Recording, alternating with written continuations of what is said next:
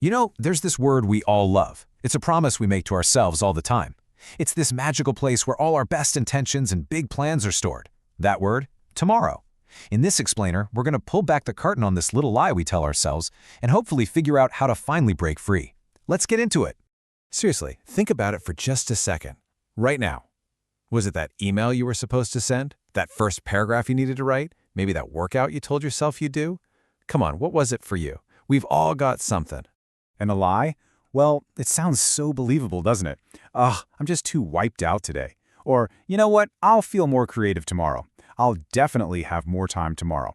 It's this super comforting story we spin for ourselves to make staying put feel okay. I mean, this is pretty much how we treat it, right? We imagine tomorrow is this perfect, mythical land where a better version of us lives. The one who's always motivated, full of energy, and just ready to crush it. The only tiny little problem, we never actually seem to land there. So what's the deal? Why do we keep doing this? Why do we keep sacrificing today for a tomorrow that never seems to show up? Well, the answer is usually way simpler and honestly a lot deeper than we think. And spoiler alert, it has nothing to do with time management. It's all about fear. And listen, this is a huge point to get.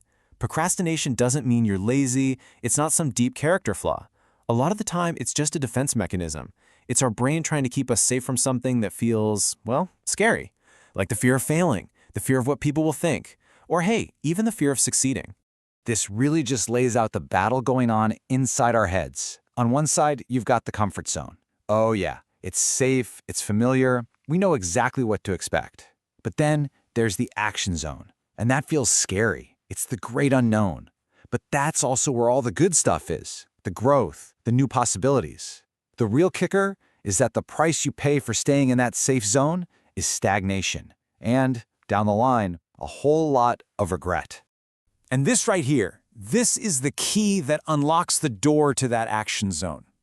Napoleon Hill is telling us that the big, scary monster we're hiding from, it isn't even real. It's just a shadow, a story we've cooked up in our own minds. It literally has no power over us except for the power we choose to give it. And that is the absolute tragedy of it all. It's not some dramatic, fiery crash.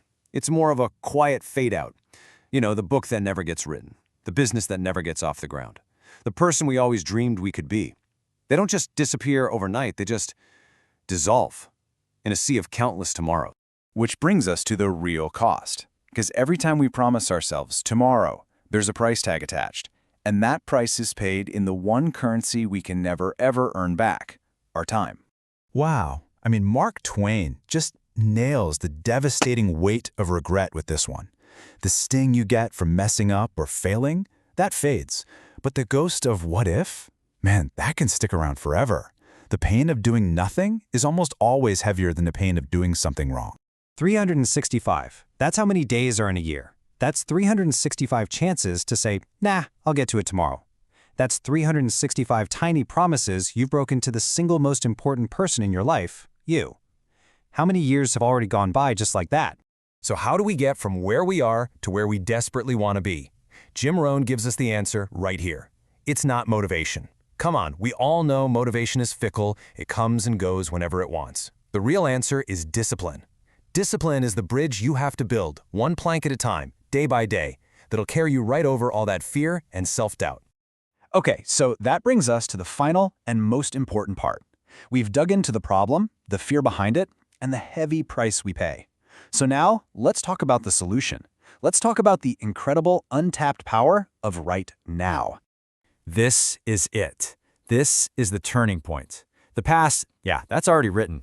But the future? That's a blank page. This whole cycle of tomorrow, tomorrow, tomorrow can be broken. And the best part is, it doesn't take some massive, heroic act of willpower. It all starts with one simple choice. Just let this quote from the great Les Brown sink in for a second. Let it free you from all that pressure to be perfect. The goal isn't to conquer the entire mountain in a single afternoon. The real goal is just to take that first step. The real failure isn't missing the mark. It's never even bothering to aim at all. And here it is. This is the whole strategy. It is literally this simple. Don't think about writing the entire book. Just think about writing one sentence. Don't worry about running a marathon. Just focus on putting on your running shoes and walking to the end of the block. Pick one thing, make it so ridiculously small that you can't possibly say no to it, and then do it. Not in an hour, not after you check your phone, right now. And that's how you build that bridge of discipline we were talking about. It's one small, consistent action stacked on top of another. Greatness isn't some lightning strike of genius. It's the boring, unglamorous result of just showing up day after day, especially on the days you really don't want to. It's the quiet collection of a bunch of todays. This is the only message that really matters in the end. Your future isn't being built in that mythical land of tomorrow. It's being built brick by the actions you take or don't take in the next few minutes. It is built today. So, I'm going to ask you one last time. Forget about yesterday. Forget about tomorrow. Just look at the here and now. What is that one small step you can take? What will your today be?